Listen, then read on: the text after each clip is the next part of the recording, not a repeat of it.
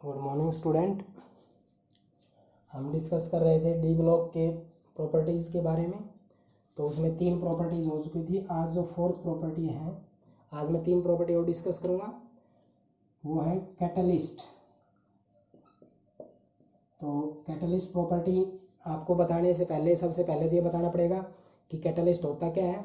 Catalyst क्या होता है? Which change the speed of reaction, जो रिएक्शन की स्पीड को चेंज करता है, इंक्रीज भी करता है डिक्रीज। इसको पॉजिटिव कैटलिस्ट कहते हैं, इसको नेगेटिव कैटलिस्ट कहते हैं। ठीक है।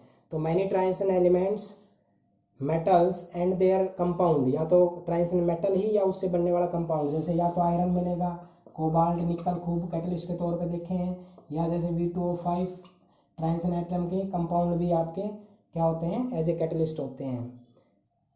एक अच्छे कैटलिस्ट माने जाते हैं काफ़ी रिएक्शंस के अंदर। कुछ एग्जांपल है, जैसे हैबर प्रोसेस होता है अमोनिया बनाने के लिए, उसमें आयरन यूज़ होता है और एक्टिवेटर मोलिब्डेनम यूज़ होता है। ठीक है। तो आयरन एक ट्रांजिशन एलिमेंट है। ऑयल से फैट बनाने के लिए निकल यूज़ होता है, निकल भी एक ट्रांजिशन एलिमेंट है। कॉन्टैक्ट प्रोसेस मीन्स H2SO4 जो बनाते हैं, उसमें जो कैटलिस्ट यूज़ होता है वो V2O5 यूज़ होता है, वैनेडियम पेंटॉक्साइड। तो ये SO2 को SO3 में कन्वर्ट जब करना पड़ता है तो हमें ये यूज़ करना पड़ता है। तो ये कैटलिस्ट, ये मैंने 2-3 एग्जाम्पल है, बहुत एग्जाम्पल होते हैं। यानी कि कैटलिस्ट क्या होते हैं? कैटलिस्ट वो कंपाउंड होते हैं जो किसी भी रिएक्शन के अंदर खुद टेक पार्ट के बगैर रिएक्शन की स्पीड को चेंज करने की टेंडेंसी रखते हैं। और जो ये होते हैं, ये आपके ट्रांजिशन एलिमेंट से होते हैं मैक्सिमम। कहाँ से होते हैं? ट्रांजिशन एलिमेंट से। अब ट्रांजिशन एलिमेंट से जो होते हैं, इनके अंदर क्यों होते हैं? तो देखो, जो हम बताएंगे उसमें सबसे पहले तो ये बताएंगे ये ट्रांजिशन एलिमेंट शो करते हैं। दूसरा हम बताएंगे इसकी एक्सप्लेनेशन, ये ऐसा क्यों करते हैं। तो सबसे पहले कैटलिस्ट क्या होता है बताना है, फिर कौन कौन से 1-2-3 एग्जाम्पल बताने हैं। अब ये बताना है कि ट्रांजिशन एलिमेंट जो होते हैं वो ही आपके कैटलिस्ट क्यों शो करते हैं। Number 1 point, reaction intermediate. Transition element के अंदर एक टेंडेंसी होती है, वो किसी भी एलिमेंट के साथ ट्रांजिशन एलिमेंट जुड़ के रिएक्शन इंटरमीडिएट फॉर्म कर सकते हैं। क्या? रिएक्टेंट के साथ ये कैटलिस्ट जब आपका जुड़ता है तो वो क्या बना लेता है? रिएक्शन कैटलिस्ट जुड़ा, इसको कहते हैं इंटरमीडिएट। इंटरमीडिएट क्यों बना लेते हैं? क्योंकि इनकी ऑक्सीडेशन स्टेट क्या होती है? Variable oxidation state.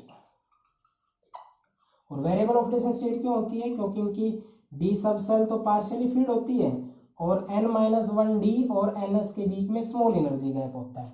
तो ये तीनों चारों पॉइंट कैटलिस्ट में भी आ सकते हैं। तो इसका मतलब जब ये रिएक्शन इंटरमीडिएट बनाते हैं तो ये सरफेस एरिया ज़्यादा प्रोवाइड कर देते हैं और जो हमारा प्रोडक्ट बनता है उसके साथ ज़्यादा कॉन्टैक्ट में रहेंगे। ज़्यादा कॉन्टैक्ट में रहेंगे तो उनकी रिएक्शंस ज़्यादा स्पीड से होगी और एट लास्ट में क्या हो जाते हैं, वो उस रिएक्टेंट के अंदर से निकल जाते हैं। यानी कि आपको कैटलिस्ट का मैकेनिज्म नहीं बताना, सिर्फ ये बताना है कि डी ब्लॉक एलिमेंट से शो क्यों करते हैं। तो आप पॉइंट्स बना के भी लिख सकते हैं कि जो ट्रांजिशन एलिमेंट होते हैं उनकी डी सब सेल पार्शियल फील्ड होती है और उनकी ऑक्सीडेशन स्टेट वेरिएबल होती है, इसलिए ये इंटरमीडिएट फॉर्मेशन करने की टेंडेंसी रखता है। तो जो रिएक्शन इंटरमीडिएट जो होता है वो डिकम्पोज होके बाद में क्या, रिएक्शन इंटरमीडिएट डिकम्पोज होके क्या करेगा? कैटलिस्ट तो निकल जाएगा और उसको कन्वर्ट किसमें कर देता है?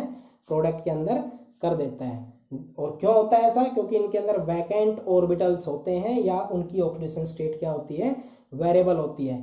और दूसरा, जब इंटरमीडिएट बनता है तो इसकी ऑक्सीडेशन स्टेट वेरिएबल है तो ये सरफेस एरिया ज़्यादा प्रोवाइड करते हैं। तो ये 3-4 छोटी छोटी बातें हैं। तो क्या बताओगे? कैटलिस्ट, ट्रांजिशन एलिमेंट्स जो कैटलिस्ट वो होते हैं जो रिएक्शन की स्पीड को चेंज करते हैं। हमारे ट्रांजिशन एलिमेंट्स हैं काफ़ी, जो एग्जांपल दे देना इनके। फिर ये बताना है कि जो catalyst property of transition metals is due to their tendency to form reaction intermediate. क्या बना सकता है ये? Reaction intermediate with suitable reactant. यानी कि ये कैटलिस्ट है तो ये कहाँ से मिलेगा? डी ब्लॉक से। ये रिएक्टेंट तो चाहे कोई भी है, अब ये इसके साथ क्या बना लेगा? एक रिएक्शन इंटरमीडिएट बना लेगा और एक सरफेस एरिया देगा। तो जिससे क्या हो जाता है? इनकी एक्टिवेशन एनर्जी कम हो जाती है और ये क्या करते हैं? इंक्रीज करते हैं इनकी रिएक्शन की स्पीड को। और ये ऐसा यही क्यों करता है इंटरमीडिएट, यही क्यों बनाता है, क्योंकि इसकी डी सब सेल क्या होती है, वेरिएबल होती है, और वेरिएबल होती है तो इस वजह से ये लार्ज सरफेस एरिया प्रोवाइड करते हैं और किसी भी इंटरमीडिएट को डिकम्पोज होकर प्रोडक्ट में कन्वर्ट करने के लिए। ठीक है, तो ये प्रॉपर्टी आपको याद रखनी है कि ये कैटलिस्ट होते हैं। नेक्स्ट आपको बताना पड़ेगा इसकी जो नेक्स्ट प्रॉपर्टी है वो है इंटरस्टिशियल कंपाउंड।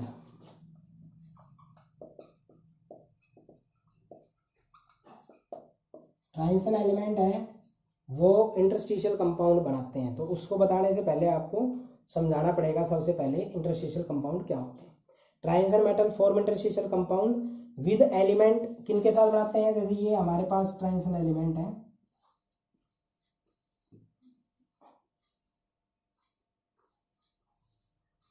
तो इनके जब ये सॉलिड है तो इनके बीच में थोड़ा बहुत गैप्स बचेगा। इन गैप्स में हम क्या डाल सकते हैं, हाइड्रोजन, नाइट्रोजन, कार्बन। ठीक है, तो क्या बना लेगा, हाइड्रोजन तो बना लेगा हाइड्राइड, कार्बन अगर इसमें डाल दे तो क्या बनाएगा, कार्बाइड। तो ये सुना होगा कार्बाइड तो दुनिया के सबसे हार्ड सब्सटेंस में आते हैं, आर्टिफिशियल। तो क्या कहोगे कि ट्रांजिशन मेटल इंटरस्टिशियल कंपाउंड बनाता है कुछ एलिमेंट्स के साथ जिनमें जो छोटे साइज के होते हैं, जैसे nitrogen, hydrogen, carbon, boron, nitrogen. ठीक है, क्यों, क्योंकि जो आपके पास डी ब्लॉक एलिमेंट है ज़्यादातर क्या होते हैं, सॉलिड होते हैं, तो जब उनके अंदर क्लोज पैकिंग होती है तो उनके बीच में बचता है स्पेस, उस स्पेस के अंदर नॉन मेटल डाल देते हैं हम, उन स्पेस के अंदर क्या डाल देते हैं, नॉन मेटल। तो वो क्या हो जाएगा, लेटिस साइड के अंदर चला जाएगा और उसमें हम इसको क्या कर देंगे, ट्रैप कर देंगे, जिससे क्या बन जाएगा हमारे पास आपका इंटरस्टिशियल कंपाउंड। ये नॉन स्टिकियोमेट्रिक होते हैं और ये टिपिकल एक प्रकार से ना तो ये कोवलेंट होते हैं ना ये आयनिक होते हैं, बट इनको फिलअप करने के बाद जो कंपाउंड तैयार होता है वो हाईली इनर्ट होता है और उनका मेल्टिंग बॉइलिंग पॉइंट भी क्या होता है, ज़्यादा होता है। ठीक है, यानी कि इनका जो आपके पास इंटरस्टिशियल कंपाउंड बनेंगे इनका मेल्टिंग बॉइलिंग पॉइंट क्या होता है, ज़्यादा होता है। दूसरा ये क्या होते हैं, इनर्ट होते हैं, रिएक्शन कम करते हैं। ठीक है, तीसरा इनके अंदर मेटालिक क्या होगी, कंडक्टिविटी, और दूसरा ये केमिकली इनर्ट होते हैं यानी किसी से रिएक्शन नहीं करते, और अगला लिख सकते हैं ये हार्ड भी होते हैं। ठीक है, आप कहोगे सर ये आपने बता दिया, इनका कोई वैसे प्रैक्टिकल एग्जाम्पल दो, जैसे स्टेनलेस स्टील जो है ना वो इसका एग्जाम्पल है। अब स्टील जो है वो ज़्यादा देखो उस पर कम जंग लगता है यानी रिएक्टिव इनर्ट है, उनका मेल्टिंग पॉइंट बॉइलिंग पॉइंट हमारे मेटल के कंपैरिजन में ज़्यादा होता है। ठीक है, और ये हमारे पास मेल्टिंग मतलब हार्ड होते हैं तो मेल्टिंग बॉइलिंग पॉइंट ज़्यादा होते हैं। तो क्या कहोगे, पहले तो अभी से एक्सप्लेनेशन नहीं दी है, सबसे पहले तो ये बताओगे कि जो इंटरस्टिशियल कंपाउंड होते हैं वो ट्रांजिशन एलिमेंट फॉर्म कर सकते हैं। एलिमेंट्स का जो अरेंजमेंट होता है उनके बीच में जो गैप्स होते हैं उनके अंदर हाइड्रोजन, कार्बन, नाइट्रोजन वगैरह रख के हाइड्राइड, कार्बाइड, नाइट्राइड बनते हैं लेटिसाइड के अंदर। ठीक है, और नॉन स्टिकियोमेट्रिक होते हैं और ये ना आयनिक होते हैं ना कोवलेंट होते हैं, फिलअप करते हैं इनके स्पेस को, मेटल के अंदर नॉन मेटेलिक गैप्स को भर देते हैं और उससे ये आपके तैयार होते हैं। अब ट्रांजिशन एलिमेंट ही आपके इंटरस्टिशियल कंपाउंड क्यों करते हैं, ट्रांजिशन मेटल नॉन मेटल को आसानी से एकोमोडेट क्यों कर लेते हैं, मतलब ट्रांजिशन एलिमेंट आसानी से नॉन मेटल को इन गैप्स में कैसे आने दे देते हैं, क्यों, क्योंकि इनके बीच में गैप्स होता है, और ये जो गैप होता है ये किस वजह से होता है, इनकी स्ट्रक्चर्स के डिफरेंट के अंदर, और इसलिए भी होता है कि इसकी ऑक्सीडेशन स्टेट जो होती है वो वेरिएबल ऑक्सीडेशन स्टेट आपकी होती है। मतलब कि ये जो आयरन, ये मान लो ये आयरन का टुकड़ा है, इसमें आपने कुछ कार्बन डाल दिया तो क्या बन जाएगा आपका, स्टील बन जाएगा। तो ये आयरन जो है ना ये +2 +3 +4 +5 +6 तक ऑक्सीडेशन स्टेट रखता है। ये ऑक्सीडेशन स्टेट रहने का मतलब N-1D और NS के बीच में स्मॉल गैप होता है, ये दोनों के दोनों एक साथ बॉन्डिंग में टेक पार्ट करते हैं, इस वजह से ये ऑक्सीडेशन स्टेट आ जाती है। तो इसलिए इनके बीच में अलग अलग गैप्स बचते हैं और उसमें हम कार्बन को फिलअप कर सकते हैं। जो मेजर रीजन हुआ ना वो इंटरस्टिशियल कंपाउंड बनाने का, इससे पहले तो मैंने ये इंटरस्टिशियल बनाते हैं इनकी प्रॉपर्टी बताई इंटरस्टिशियल की, लेकिन मेजर रीजन है डी ब्लॉक एलिमेंट ही, ट्रांजिशन एलिमेंट ही आपके ये कंपाउंड क्यों बनाते हैं, क्योंकि उनकी ऑक्सीडेशन स्टेट वेरिएबल होती है। तो किसी भी ऑक्सीडेशन स्टेट के अंदर नॉन मेटल्स को वो क्या कर ले देता है, एकोमोडेट करने देता है। ठीक है, नेक्स्ट जो इसकी प्रॉपर्टी है वो है एलॉय फॉर्मेशन। नेक्स्ट प्रॉपर्टी क्या है? एलॉय फॉर्मेशन, कि ये एलॉय बनाते हैं। क्या बनाते हैं? एलॉय। एलॉय का मतलब आप जानते हैं। तो सबसे पहले तो इनके अंदर आपको जो डेफिनेशन देनी है वो किसकी देनी है? वो एलॉय की ही देनी है। तो आप सब बच्चों को सबसे पहले तो क्या बताना पड़ेगा कि एलॉय क्या होती है। एलॉय सॉलिड टाइप का एक सॉल्यूशन होता है। सॉल्यूट भी सॉलिड, सॉल्वेंट भी सॉलिड। तो सॉलिड इन सॉलिड क्या हो गया? एक प्रकार से ये होमोजीनियस मिक्सचर हो गया। तो क्या बोलोगे? Alloy are the homogeneous solid या homogeneous mixture in which the atoms of one atom metal and randomly distributed over the other atoms. एक एटम्स और दूसरे एटम्स का रैंडमली एक डिस्ट्रीब्यूशन होता है, जिसमें ज़्यादा होता है वो सॉल्वेंट, कम होता है वो सॉल्यूट, बट दोनों के दोनों सॉलिड होते हैं। ब्रास, ब्रॉन्ज, ड्यूरेलियम, मैंगानीज, दुनिया भर के आपके क्या होते हैं जैसे जिंक प्लस कॉपर। ठीक है, ब्रास होता है आपका तो 20%, ये 80%। तो आपको इसके अंदर ये दोनों के दोनों मेटल्स होते हैं, इनका परसेंटेज इक्वल होता है और ये वाला इसके ऊपर रेंडमली डिस्ट्रीब्यूट होता है। सबसे पहले तो ये बताना है कि एलॉय क्या होती है। उसके बाद आपको बताना है जैसे ये डिस्ट्रीब्यूट कैसे होते हैं। ये एक मेटल्स होता है, इसको ऐसे रख लिया जाता है, ये मेटल को लिक्विड बना के, तो उनके छोटे छोटे पार्टिकल्स का अरेंजमेंट है वो इस तरह से हो जाता है। जो ये गैप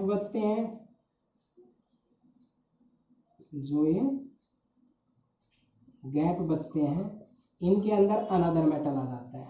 इसमें तो कोई फर्स्ट मेटल आया, इसमें दूसरा आया। जैसे ये जिंक कॉपर ले लिया, ये किसके हैं? ये कॉपर के हैं, सारे कॉपर हैं, तो ये क्या हो जाएगा आपका? जिंक। तो जब एक मेटल दूसरे मेटल के ऊपर डिस्ट्रीब्यूट किया जाता है उसको हम एलॉय फॉर्मेशन कहते हैं। तो एलॉय एक हमारा होमोजेनियस मिक्सचर हो गया। अब आपको बताना है कि जो आपके पास ट्रांजिशन एलिमेंट है वो ज़्यादातर एलॉय क्यों बनाते हैं। क्योंकि देखो मैंने जो एग्जाम्पल है इसमें जिंक और कॉपर दोनों के दोनों क्या है? ट्रांजिशन एलिमेंट है। तो क्या कहोगे? Transition element are quite similar in size. एक तो पॉइंट क्या होता है इनका? Quite similar in size. अब कई बच्चे पता है वो कहेंगे सर इसमें इंटरस्टिशियल कंपाउंड में क्या अंतर हुआ? इंटरस्टिशियल कंपाउंड में मेटल्स के अंदर नॉन मेटेलिक गैप्स में आते हैं और इसके अंदर मेटल के अंदर मेटेलिक ही आते हैं, ये बात ध्यान रखना। इसलिए वहां पर तो वेरिएबल ऑक्सीडेशन स्टेट की वजह से हो जाता है, इसलिए इनमें इनका अगर साइज लगभग सिमिलर होता है तो आप इनको इसके अंदर क्या कर सकते हो? फिलअप कर सकते हो। तो क्या करोगे कि one metal and another metal is similar size, या one metal is substitute over another metals in crystal lattice on cooling a mixture. मतलब इनको सबसे पहले लिक्विड बना लेते हैं और एक के ऊपर दूसरे को डिस्ट्रीब्यूट कर देते हैं। दोनों का साइज नियरली क्या होता है? सेम होता है। तो इसलिए फिर इसको हम कूल कर देते हैं तो वो क्या बन जाते हैं? हमारे पास एलॉय फॉर्मेशन हो जाती है। ठीक है, याद रख लोगे। यानी कि इसमें सिमिलर साइज इसका रीजन रहेगा। ठीक है, नेक्स्ट जो प्रॉपर्टी है वो है कलर की। जो ट्रांजिशन एलिमेंट होते हैं वो कलर क्यों दिखाते हैं? तो क्या बताओगे? Coloured compound.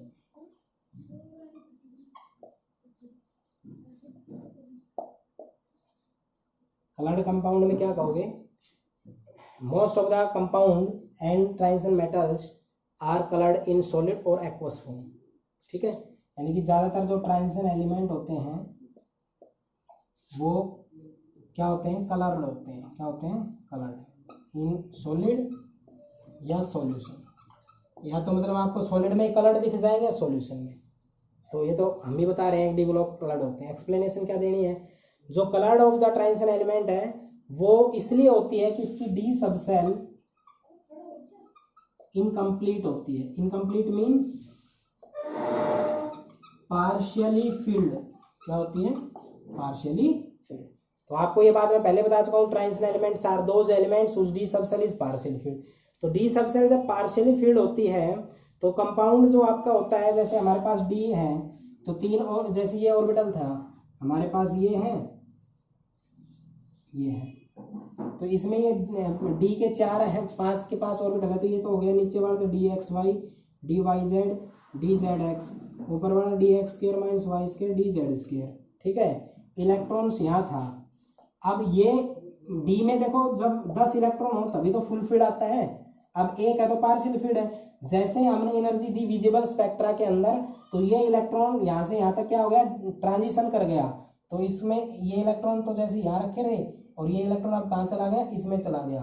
तो इसको कहते हैं, इससे T2G से EG के अंदर जाना या EG से T2G के अंदर वापस आना, ये कहलाता है DD ट्रांजिशन। क्या, DD ट्रांजिशन। तो इस कारण DD ट्रांजिशन होने के कारण ही क्या होते हैं इसके अंदर विजिबल, जैसे इससे इसमें जाएगा तो जब ये एनर्जी एमिट करेगा तो ये in the form of frequency होता है, जो इस भी फ्रीक्वेंसी रेंज में ये आएगा उसी टाइप का कम्प्लीमेंट्री कलर इनके अंदर आ जाएगा। तो क्या कहोगे, इसको आप ऐसे कह सकते हो, जब आप इलेक्ट्रॉन को अप्रोच करते हो तो कोऑर्डिनेशन में पढ़ा था कि ऑर्बिटल्स जो होते हैं स्प्लिट हो जाते हैं दो स्टेट के अंदर, दो एनर्जी स्टेट में, जिसको कहते हैं crystal field splitting. The electron in transition metal जो होता है वो कैन इजीली प्रोमोटेड, वो T2G से EG से के अंदर आसानी से प्रमोट किया जाता है, यानी कि वन एनर्जी लेवल से अनदर एनर्जी लेवल के अंदर। ठीक है, तो इसको क्या कहते हैं, यानी कि इन्हीं के 3 सेट के अंदर चला जाता है, T2G से EG के अंदर गया ये। ठीक है, एनर्जी इसने क्या की, एब्जॉर्ब की, इससे इसमें वापस जाने इलेक्ट्रॉन को इसको क्या कहते हैं, excitation of the electron from lower energy to, energy का स्टेट ये होता है लोअर एनर्जी टू हायर। ठीक है, तो जैसे ये जब हायर में जाता है तो यहाँ से वो एनर्जी देंगे तभी इसमें जाएगा, तो ये एब्जॉर्ब कर लेता है और यहाँ पहुंच जाता है, जो बची कुछ एनर्जी होती है उसको वो वापस से छोड़ देता है, और वो जिस फ्रीक्वेंसी रेंज में होती है उसी तरह का कलर हमें दिखाई देता है। इस तरह से एनर्जी एब्जॉर्ब करके T2G स्टेट से EG में इलेक्ट्रॉन का जाना, इसको हम excitation of electron from higher energy state, इसको क्या कहते हैं, excitation of electron higher energy state में जाना, या दूसरा क्या कह सकते हैं, DD ट्रांजिशन कह सकते हैं। और अब मान लो ये DD ट्रांजिशन किस में होती है, उसमें होती है जिसकी डी सबसेल क्या हो, इनकम्प्लीट या पार्शियली फील्ड हो।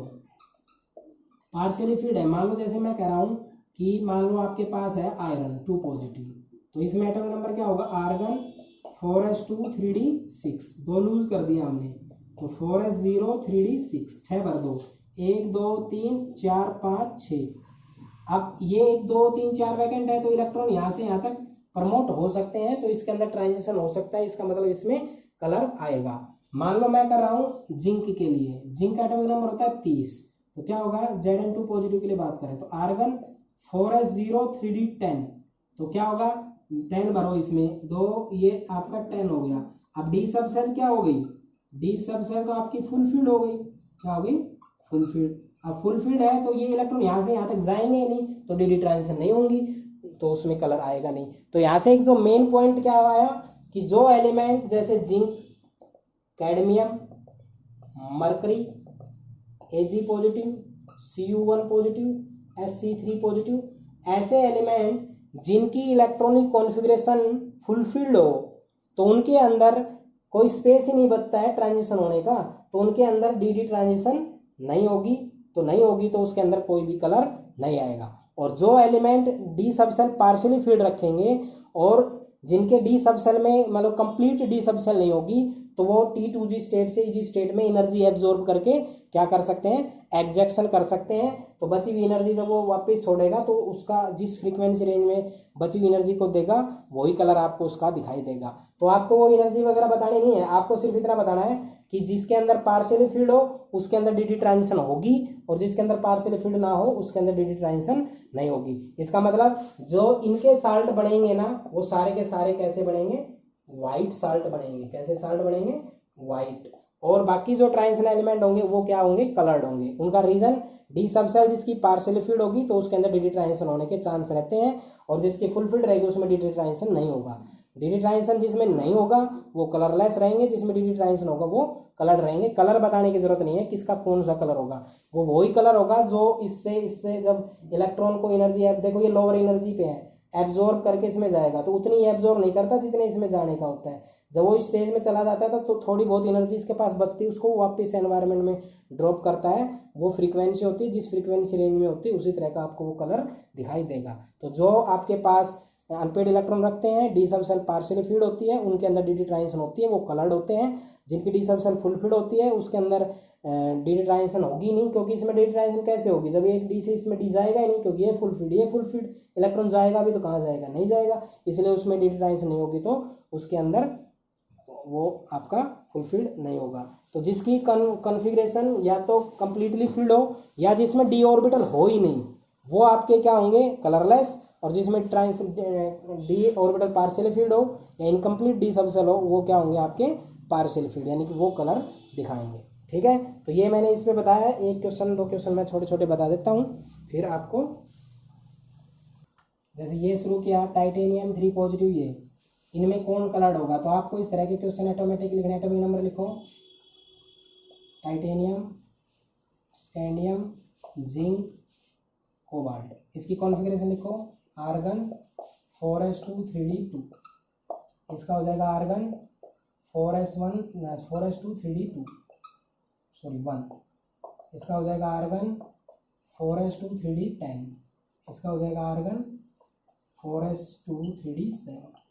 लूज करने 3, तो पहले एस से करो, 2 तो यहाँ से हो गए, एक यहाँ से हो गया, इसमें 3 लूज करने, 2 यहाँ से हो गए, एक यहाँ से हो गया, इसमें 2 लूज करने, 2 यहाँ से हो गए, इसमें 2 लूज करने, 2 यहाँ से हो गए।